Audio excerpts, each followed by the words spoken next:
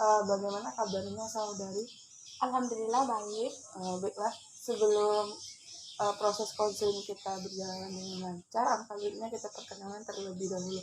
Baik, perkenalkan, nama saya Rada Mata Putri, panggilan Rada. Saya mahasiswa Universitas Negeri Padang dengan jurusan bimbingan dan konseling.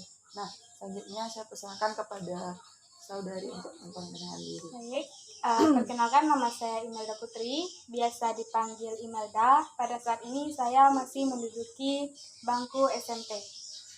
Baik, sebelumnya apakah Imelda pernah mengikuti konseling?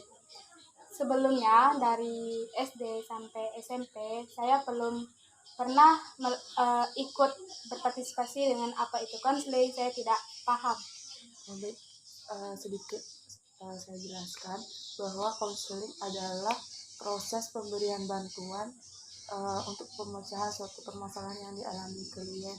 Nah, di dalam konseling ini terdapat beberapa azas. Yang pertama, azas kesukarelaan, di mana nantinya Imelda diminta untuk sukarela mengikuti proses konseling ini sampai berakhir. Nah, yang kedua, azas keterbukaan. Nah, di mana Imelda diminta untuk terbuka menyampaikan permasalahan yang Imelda alami. Nah, yang ketiga yaitu azas kerahasiaan, di mana nantinya apa saja yang Imelda ceritakan, baik itu permasalahan, data-data, akan dirahasiakan sebaik mungkin dari orang lain. Nah, selanjutnya Imelda sekarang ingin mau bercerita tentang masalah Imelda itu apa? Baik, masalah saya yang pernah saya alami di rumah yaitu kebanyakan saya paling takut ke rumah, sehingga saya takut ke rumah. Saya jarang pulang, kadang pergi pagi pulang sore. Saya sendiri anak tunggal satu-satunya, kedua orang tua saya pergi bekerja dari pagi sampai sore, sehingga saya ke rumah sendiri itu merasa takut karena di perangan saya di dekat-dekat rumah itu terlalu sepi, sehingga seringkali saya apabila saya ingin keluar itu berkeliaran di rumah teman-teman terdekat. Apabila kedua orang tua saya sudah pulang, maka saya akan pulang. Lalu baik, selanjutnya apa alasan Imelda takut untuk pulang ke rumah? Apakah pernah trauma atau bagaimana? Kalau takut pulang ke rumah itu bisa dikatakan saya tuh tidak takut, tetapi saya takut di dalam rumah sendiri. Saya pernah merasakan ketika saya di rumah sendiri, saya merasa ngantuk. Jadi di dalam ngantuk saya itu saya tidur. Di dalam tidur saya merasa badan saya itu terlalu keras sehingga tidak bisa bergerak. Jadi saya takut kesusahan saya kalau di rumah itu minta tolong kalau terjadi hal itu terjadi kembali. Lebih baik saya menghindar sebelum terjadi. Kalau begitu, apakah sebelum tidur atau bagaimana Imelda tidak membaca doa atau seperti hal lainnya? Kalau mau tidur, tentu jarang sekali saya membaca doa. Tetapi sudah kejadian itu berlalu, sampai sekarang saya rutin membaca surat-surat.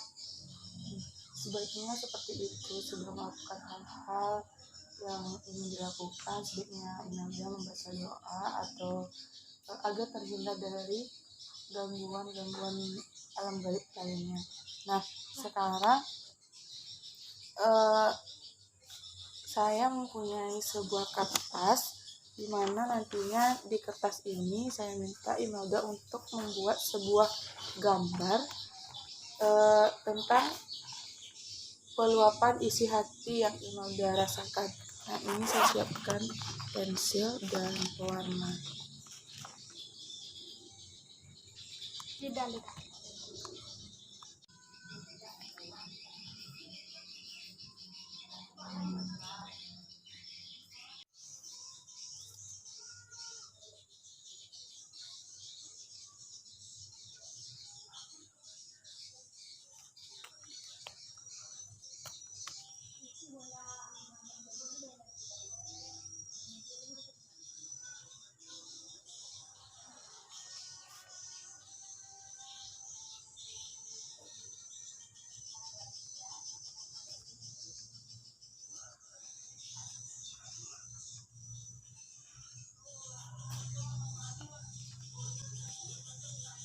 ke rumah Buyo.